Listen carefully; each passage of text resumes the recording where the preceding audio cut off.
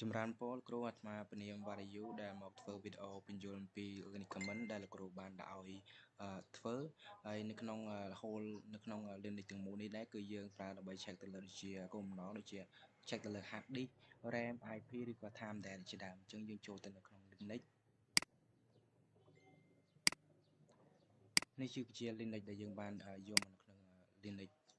ហើយនៅក្នុងដំបូងនេះដែរគឺយើងចាប់ផ្ដើមពីចំណុចដំបូងបន្ទាប់ដំបូងគឺ echo នេះដូចបានដឹងហើយគឺ echo នេះគឺយើងយកប្រើដើម្បីទៅលើ display ទៅលើ text ឬក៏អ្វីផ្សេងពីហ្នឹងដូចក្នុងនេះគឺយើងប្រើដើម្បី display នៅ tab comment ដូចជា HD RAM IP ឬគឺ time ដែលជាដើមហើយនៅក្នុងមុខខាងមុខ echo នេះគឺមាន e នេះគឺជា expression មួយដែលយើងប្រើទៅលើ /n នេះគឺដើម្បីឲ្យវា effect បើសិនបើយើងអត់ដាក់ /e ទេគឺ /n នេះក៏វាអត់មានន័យនៅក្នុងដែរ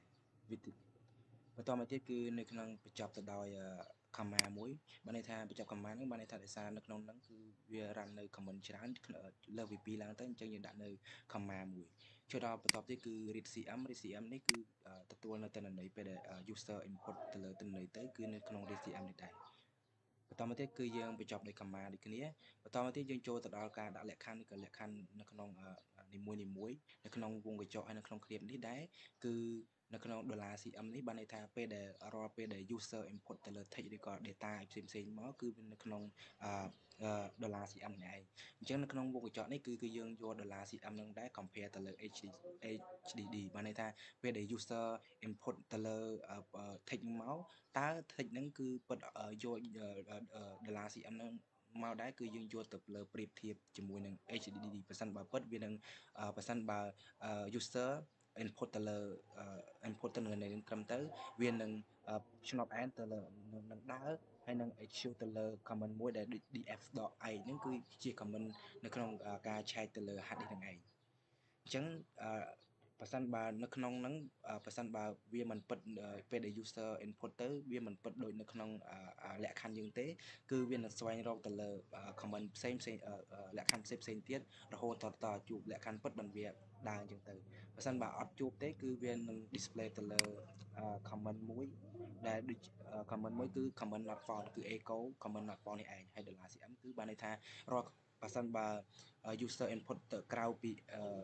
អ្វីដែលយើងបានកំណត់ទៅលើ comment នេះគឺវានឹងចេញ comment ទៅលើ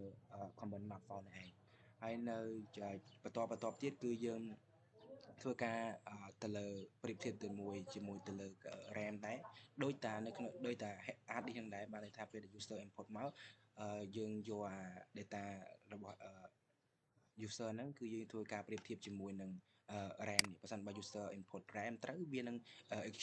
execute code មួយដែលមាន free.h នេះឯងគឺដើម្បីវាដើរទៅលើ check ទៅលើ RAM វាជា Linux command មួយ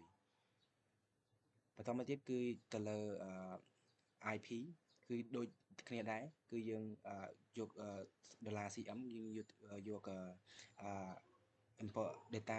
របស់ user ដែល input ហ្នឹងយកមកធ្វើការប្រៀបធៀបបន្តមកទៀតបើសិនបើពិតគឺវា execute បើសិនបើមិនពិតទេគឺ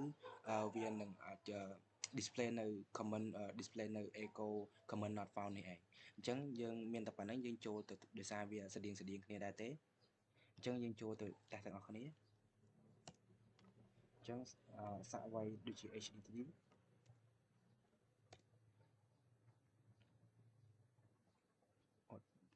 នេះដោយសារថាវាយខុសគឺ HDD ហើយអាត្មាវាយ HD អញ្ចឹងបានន័យថា comment ហ្នឹងគឺ comment ហ្នឹង not found ដោយសារថានៅក្នុង comment ដែលយើងបានដាក់នេះគឺវាអត់មានលក្ខខណ្ឌ comment ហ្នឹងទេអញ្ចឹងវា display ទៅលើ display ទៅលើ echo comment not found មួយនេះអញ្ចឹងយើងរំសារទៀតបន្តមកយើងដាក់អ្វីដែលត្រូវ HDD អញ្ចឹងពេលដែលយើងវាយ comment ដែលត្រូវនឹងលក្ខខណ្ឌខាង comment ខាងលើវានឹង show នៅ information របស់លក្ខខណ្ឌដែលយើងបានដាក់គឺ check ទៅលើវានឹង execute ទៅលើ check ទៅលើ hard disk ហ្នឹងឯងអញ្ចឹងយើងបន្ទាប់យើងវាយតេស្តបន្ទាប់ទៀតទៅលើ RAM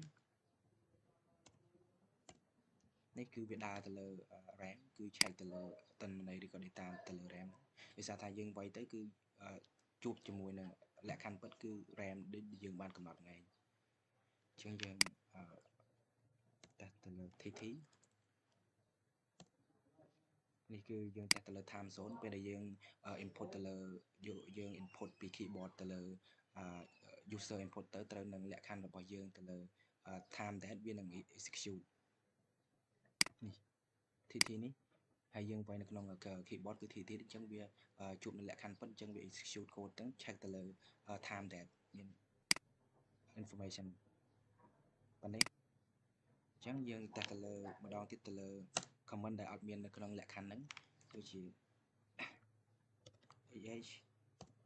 គឺវា display នៅ echo comment មួយដែលមានថា comment not found អញ្ចឹងគឺមានតែប៉ុណ្្នឹងទេ